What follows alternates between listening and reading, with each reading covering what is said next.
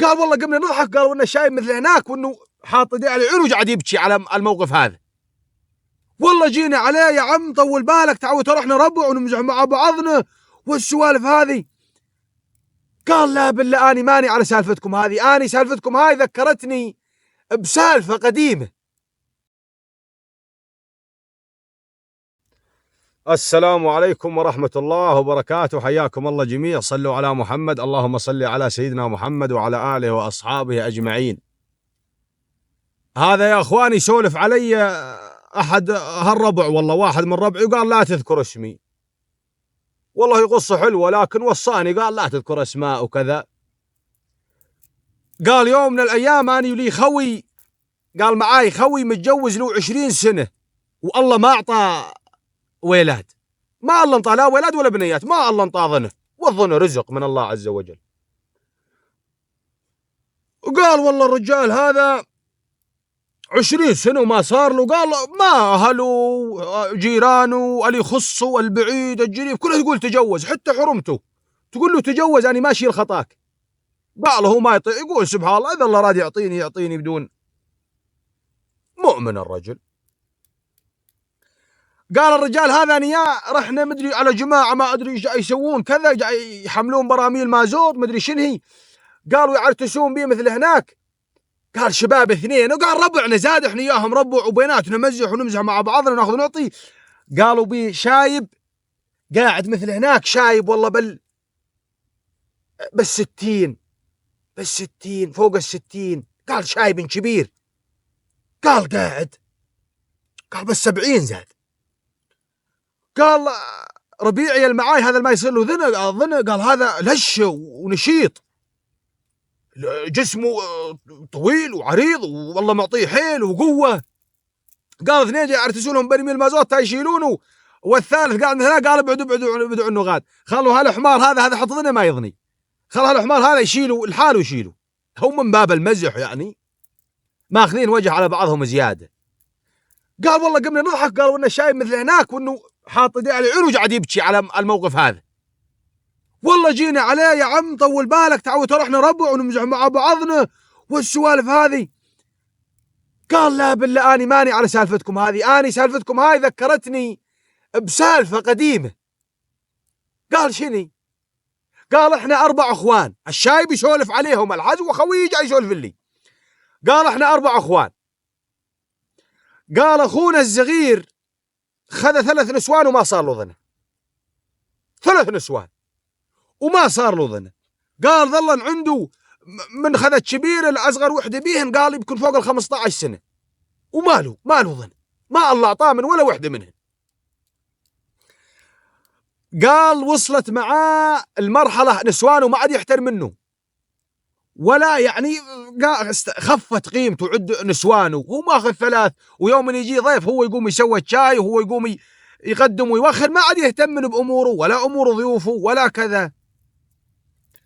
قال يوم من الأيام قال حرمة أخونا الكبير، قالت لأخونا الكبير قالت فلان ترى وضعه هذا ما يمشي الحال، ما بيظن لا حول ولا قوة، لكن حرمة تخدمه، يجي ضيف يجي كذا بيت هذا وناس رايحة وناس جاية وانتم جماعة معروفين، يوم من يجي حد يقوم هو يسوي الشاي ويقوم هو كذا، والله ما تدشرونه الا تجوزونه. قال يا ولي منو يعطيه حرمة؟ عنده 3 وما صار له منهن، ومنو يجي يعطيه حرمة وما تظني؟ قالوا بي عندنا جماعة يحوشون قطن بموسم حواش القطن، قال جماعة من غير ديره، قال عندهم بنية يعني فقيرة عقل، ما هي مهبولة هبال، إنما يعني ما هي مفتحة وتعرفون انتم يعني، واحنا شعب يعني عندنا غادي مثل هذه يعني تعنس ببيت اهلها، ما هي مفتحة وعقلها شوية على عوز، ولا ما هي مهبولة ولا بها من الهبال شيء. قالوا اخطبوا له فلانة.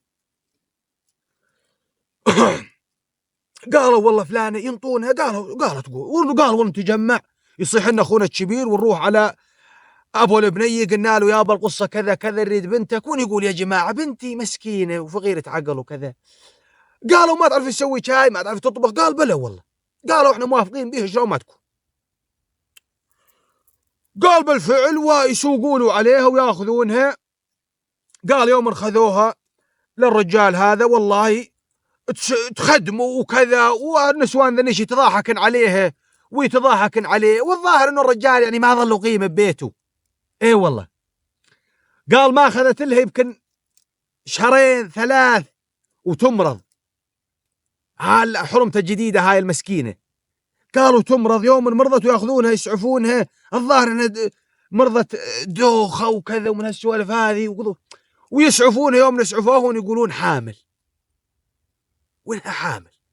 هالمساكينه هاي. قال هذاك النهار ما هو عيد، هذاك النهار وكأنه مولود، تو مولود من جديد أخونا هذا، ما عنده 15 سنة و3 نسوان وما صار له. وسبحان الله قال يوم جابوها ما تأخذ لها 3-4 أيام وعلى حدها تمرض، والأربع نسوان صار عنده 4، والأربع يحبلن ويجيبن شباب ولاد. قال ويظل يعر من هالولاد توام وفردي. قال ويصير عنده 45 ولد. 45 ولد، ما بهم البنية، الله ما انطى سبحان الله بنات، كلهم ولاد. قال ويصيرون 45 ولد، ويصيرون مثل بالجرية. يقول يعني يوم يصير ما يقول صرت ولاد فلان الفلاني، قال مشيبين الجرية شيب، مشيبينها شيب. 45 ولد بعد سبحان الله انتظار 15-20 سنة وثلاث نسوان، وسبحان الله تاخذها الرابعة هذه صارت حرمة أخوه الكبير، هي صارت السبب. سبحان الله، طبعا الرزاق رب العالمين، ولكن هي صارت سبب. فسبحان الله يا أخوان. قال المهم يوم الشايب سولف لنا السالفة هذه، قال خوي من راح على البيت ونروح على هله ويقول يتجوز. خويه هذا اللي قال له احنا جبنا سالفة عليه بالأساس، قال الظاهر انه السالفة صارت بباله. قال بالفعل ويوم راح على هله ويتجوز، قال ويتجوز، قال لي قالوا طموح مدري ايش ويخطبها ويتجوزها. قالوا سبحان الله والله يعطيه. قالوا يصير له منها يمكن 4 مدري 5 ولاد من الحرمة الصغيرة. وقوت شبيرة، قالت شبيرة لا بالله ما صار لها. فيا الربع اني عدت علي هذه موقفين، المواقف هذه عدوا علي 2 من ربعي انا ياهم خو الدنيا مثل ما تقولون.